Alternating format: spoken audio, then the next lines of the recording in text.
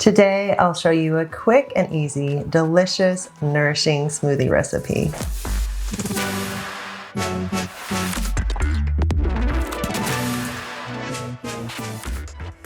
First, your favorite plant-based milk, 1 cup.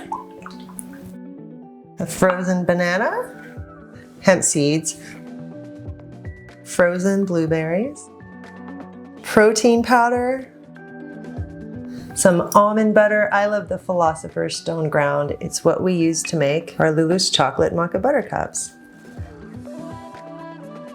I like to then add some Lulus chocolate. Blend it just a little bit more. I like the chocolate to have just a little bit of texture in there.